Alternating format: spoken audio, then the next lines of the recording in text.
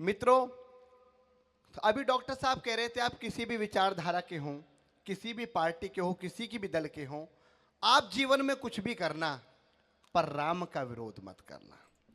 क्योंकि जिसने राम की रथ यात्रा को बिहार में रोका वो जेल गया, जिसने राम भक्तों पर गोलियां चलवाई वो बहुत मार्मिकता अस्पताल में बैठ के परलोक को गया, और जिन्होंने राम के होने के प्रमाण मांगे वो 400 सीटों से 40 सीटों पर आ गए, और जिसने गुजरात की धरती से निकलकर मर्यादा पुरुषोत्तम का मंदिर बनवाया वो दिल्ली में बैठ के दुनिया का नेतृत्व कर रहा है। ये राम की ताकत है। लेकिन लोगों ने कहा, जब मंदिर का फैसला आया, लोगों ने कहा कि मंदिर का फैसला तो आ गया, हम किसी न्यायपालिका को नहीं मानते, हम कानून को नहीं मानते, हम देश की व्यवस्थाओं को नहीं मानते, हम देश के संविधान को नहीं मानते। साहब मंदिर बन गया, मंदिर बनना शुरू हुआ तो लोगों ने कहा कि हम मंदिर नहीं बनने देंगे। भव्य मंदिर का शिलान्यास होने को हुआ तो बहुत सारे ऑफिशियल ट्वीट आए, लोगों ने कहा कि मंदिर तो बन गया है, जब मौका मिलेगा हम इस मंदिर को तोड़ देंगे। मित्रों, मैं गर्व करता हूं कि मैं सनातनी हूं।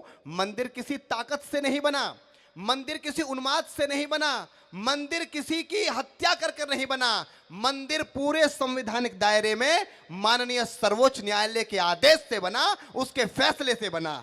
तो मैंने 8 पंक्ति उन लोगों को दी जिन लोगों ने कहा कि मौका मिलने पे मंदिर को तोड़ देंगे। आपकी चेतना बताएगी मुझे कितनी देर यहां खड़ा रहना है कि तुम बोल रहे हो जन्मभूमि पर एक पाषाण नहीं होगा, एक पत्थर तक आप नहीं रख सकते। तुम बोल रहे हो जन्मभूमि पर एक पाषाण नहीं होगा, चाहे कुछ भी हो जाए मंदिर निर्माण नहीं होगा, जो 1.25 अरब की इच्छा है उसका आगाज नहीं होगा, श्री राम के मस्तक पर मंदिर का ताज नहीं होगा, और इतने बम फटेंगे कि मैदान खाली हो जाएगा, सर्वोच्च न्यायालय का निर्णय भी धराशायी हो जाएगा। हम चिता सजाकर बैठे थे और मौका आर पार का था। 22 जनवरी सन 24 और दिन भी सोमवार का था, 22 जनवरी सन 24 और दिन भी सोमवार का था। जिसने मां का दूध पिया मंदिर की ईंट हिलाकर देखे, बुलडोजर तैयार खड़ा है, कोई अयोध्या जाकर देखे।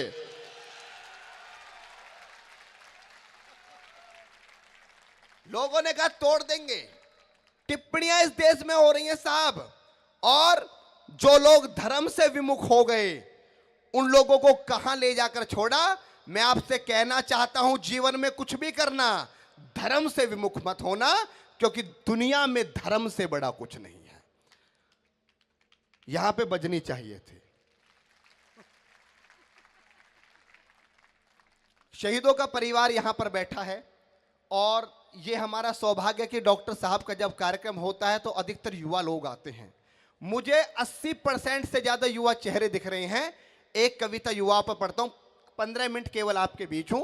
वो 3-4 मिनट की कविता पढ़ने के बाद एक कविता अंतिम पढ़कर अपना स्थान ग्रहण करूंगा कि मौजों के हैं हम साहिल। युवा पीढ़ी क्या है? मेरे मित्र ने इतना बड़ा कार्यक्रम कराया, 23 साल के भगत सिंह बलिदान हो गए, और आज शहीदी दिवस के अवसर पर खड़े। युवा पीढ़ी क्या है कि मौजों के हैं हम साहिल, खुशियों के आनंद हैं हम, आक्रोश में शेखर हम हैं, ज्ञान विवेकानंद हैं हम। आक्रोश में शेखर हम हैं, ज्ञान विवेकानंद हैं हम। दयानंद के 4 वेद हैं और कृष्ण की गीता है, पतिव्रता नारी सावित्री और यहाँ की सीता है। अश्व पकड़कर श्री राम का लव कुछ भी तन जाते हैं, 5 साल के बच्चे ज्ञानी ध्रुव यहाँ बन जाते हैं। अरे 1.25 अरब है आबादी, 1.25 अरब है आबादी, उस देश महान के युवा हो। अरे आंख मिलाओ दुनिया से, तुम हिंदुस्तान के युवा हो। आंख मिलाओ दुनिया से। मेरे चेहरे पे अंधेरा आ सकता है, लेकिन मेरी आवाज पर कोई अंधेरे में नहीं रख सकता। एक बार जोरदार ताली बजाइए, मैं उसी ऊर्जा के साथ पढ़ूंगा। आंख मिलाओ दुनिया से, तुम हिंदुस्तान के युवा हो। क्या क्या होता भारत में, क्या सब कुछ हम ही करते हैं। घोटालों की लंबी लिस्ट है, ये भी हम ही करते हैं। दुनिया में सबसे ज्यादा भारत में युवा चेहरे हैं। इल्जाम हमेशा लगा हम ही पर, दाग बड़े ही गहरे हैं। देश प्रेम की भावना आज हर युवा के अंदर है। भारत की मिट्टी पावन है, झुकते यहाँ सिकंदर हैं, और असामाजिक तत्वों से भारत मां नाम नहीं खोती। कुछ लोग गलत हो सकते हैं, कुछ युवा नशे में डूब सकते हैं, हैं, अपराध में डूब सकते हैं, पर इसका मतलब ये नहीं सारी युवा पीढ़ी गलत हो गई। तब जाकर कहना चाहता हूं, चाहे खून से सींचना हो, चाहे खून से सींचना हो, सारा परिवेश बचा लेंगे। कुछ फल के सड़ जाने से भारत मां नाम नहीं खोती, असामाजिक तत्वों से भारत मां नाम नहीं खोती, और कुछ फल के सड़ जाने से मंडी बदनाम नहीं होती। कुछ फल के सड़ जाने से मंडी बदनाम नहीं होती। आजादी की दुल्हन ये ऐसे ही नहीं बिहाई है, आजादी की दुल्हन ये ऐसे ही नहीं बिहाई है। खूनी नदी बही हमारी गर्दन तक कटवाई है। गोरों के शासन में देखो कितने अत्याचार हुए, आम आदमी खास आदमी जो भी थे लाचार हुए। फांसी के तख्ते पड़ता अशफाक खुशी में झूमा था, वीर भगत ने फांसी को फंदे को हंसकर चूमा था। राजगुरु राजेंद्र लाहिड़ी शेखर की अजब कहानी थी, जान लुटा दी मातृभूमि पर कितनी गजब जवानी थी, जान लुटा दी मातृभूमि पर कितनी गजब जवानी थी। और भारत मां पर कोई दरिंदा जब जब जुल्म ढाएगा, लाज बचाने देश का युवा तब तब आगे आएगा। लाज बचाने देश का युवा तब तक आगे आएगा। नहीं मिली जब नौकरी तो तुम फांसी पर झूल गए। मित्रों, मेरे दिल में बहुत वेदना हुई जब मैंने 4 महीने पहले पढ़ा कि एक दिल्ली एम्स के लड़के ने सुसाइड कर लिया। साहब, जो लड़का एम्स में पढ़ता है वो किसी भी तरह से, जिसने 50 सीटों में से पूरे देश में 1 सीट ले ली, वो पढ़ाई में कमजोर नहीं रहा होगा।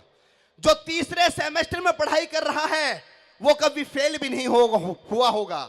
और जिसके माता पिता ग्रीन पार्क में 1 लाख रुपए महीने का फ्लैट में उसे रख रहे हैं, वो आर्थिक रूप से भी कमजोर नहीं रहा होगा। आखिर क्या कारण हो गया कि इतने होनहार बच्चे ने सुसाइड कर ली, आत्महत्या कर ली? मित्रों, हमने बड़े बड़े रैपरों के गानों में हम गोपाल दास नीरज को सुनना भूल गए कि कुछ पानी के बह जाने से सावन नहीं मरा करते हैं, कुछ सपनों के मर जाने से जीवन नहीं मरा करते हैं। तब जाकर कहना चाहता हूं कि नहीं मिली जब नौकरी तो तुम फांसी पर झूल गए। महापुरुषों की प्रेरणा और अपनी ताकत को भूल गए। तू भारत का युवा था, हर मुश्किल से लड़ सकता था, पथरीली चट्टानों में भी सबसे आगे बढ़ सकता था। केवल बची नौकरी थी और कोई संकल्प नहीं था क्या, सिवा मौत को चुनने के और कोई विकल्प नहीं था क्या? अरे कितना भी हो कोई बड़ा वतन से बड़ा नहीं होता, कोई हादसा कोई दुख जीवन से बड़ा नहीं होता। और गांडीव उठाया जाता जब अधर्म को मार भगाना हो, और जान लुटाई जाती है जो स्वाभिमान बचाना हो। जान लुटाई जाती है जब स्वाभिमान बचाना हो। और